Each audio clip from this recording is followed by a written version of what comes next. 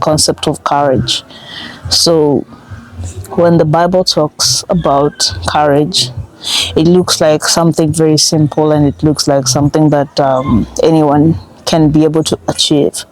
But the truth is, courage in our fleshly form or our human form is something that you can only come across when you are in close proximity with God. You need courage to be able to lead a life that is pleasing to you and is pleasing to your soul, and that fulfills your soul in a way that nothing else can. For God has not given us a spirit of fear, but that of love and of power and of a sound mind. I believe in the spirit realm, and one of the things that I have noticed about the spirit realm and about the devil and about spiritual warfare is that the devil uses fear a lot. Our place, according to the devil, is a place of defeat, a place of fear, a place of lack, a place of utter misery. When the devil can implant fear within you, then he has already won 90% of the battle. The other 10% is just a little to him. Courage is so important because you realize that to do anything in this world, you need courage. You need courage because as we speak, there are people out there who are agoraphobic. They can't get out of the house, and the devil has put them in this mind state that there is something to fear outside.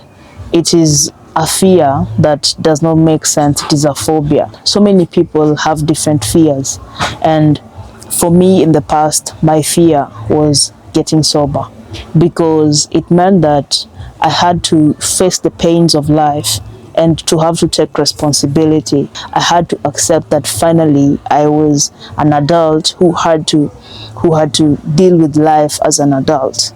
Addiction is a way that the enemy gets to put your mind in a state of continuous dependency, so that you cannot gain your independence as an individual. So what I've noticed is that this fear is perpetrated in so many circles, because you realize that the devil works with the people around you. There's a reason why Paul said that we do not wrestle against flesh and blood, but against principalities, against the rulers of the darkness of this realm. People that make you fear are actually people who are in control by demonic spirits. And when you look at addiction and you look at the type of people that you surround yourself with, there are people that discourage you. There are people that make you fearful. They make you feel a lot of things. But look at the concept of encouragement and the concept of discouragement. It was just until yesterday when I thought about the words that I realized that encouragement has courage in it, and discouragement has courage in it.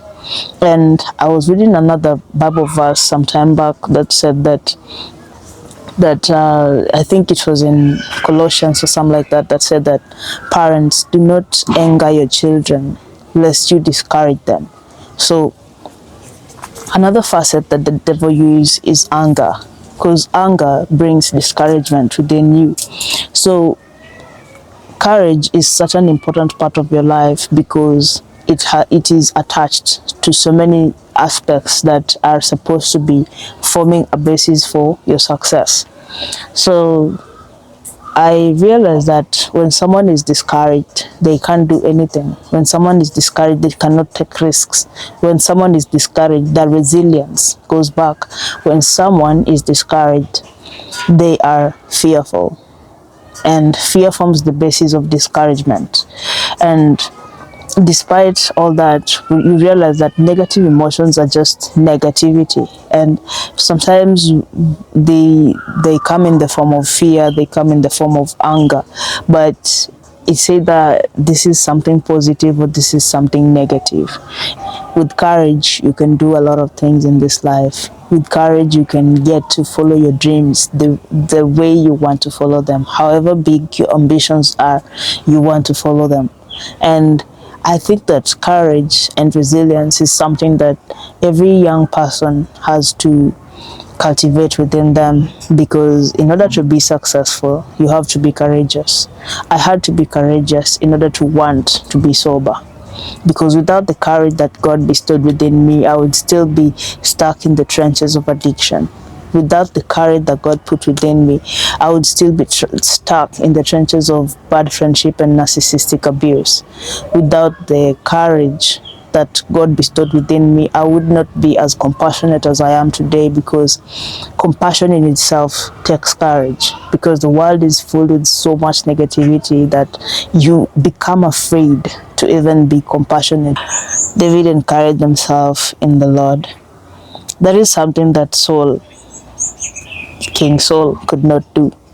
He had lost courage in himself because he had pent up anger towards David, because he always felt that David was a usurper. He always felt that David took his place. He always felt that he was the rightful person that should have led the Israelites. But due to this pent up anger and jealousy that he had towards David, he could not do anything. And so he couldn't even encourage himself. He had nothing. He was a lost man. He was tormented by the jealousy he had towards David, and was shouting about how he was gonna kill David, how he was gonna put him in his place, how he was gonna do all these negative things to David, because he lacked that substance within himself. And what is that? He lacked courage. Courage plays a very important part in the success of any human being. In order to live a successful life, and my definition of a successful life is a life that is in alignment with the purpose of God for you. In order to live a successful life, you have to have courage. You have to have courage to let go of some of the things that defined you in the past, in order to embrace new things in the future. You have to have the courage of building resilience within yourself. You have to have the courage of standing up despite failure. You have to have the courage of knowing right and wrong, because even that takes courage, because sometimes we have this relativism within ourselves and we think that right and wrong is relative, when the truth is truth, and falsehood is just falsehood. And you have to have the courage of embracing truth and acting upon it with courage. I would like to encourage you to have courage within you. I would like to encourage you to cultivate courage within you, and to have a mindset that despite failures, you can still make it. And despite the negativity that may be going on in your life currently, or despite the struggles that you have, maybe the traumas of the past and the things that you're going through, courage is important to cultivate, because it forms the basic measure of the success that you so yearn for, the success that you fought for so far. So I think you need courage. You need courage within you, and you need to be able to be a courageous individual. Have courage and encourage yourself in the Lord. Thank you very much for your viewership, and I'm grateful. Share this video, like and subscribe. If I said anything that maybe offended you in a way, I hope that you may be able to think about it and we may resolve it in the future.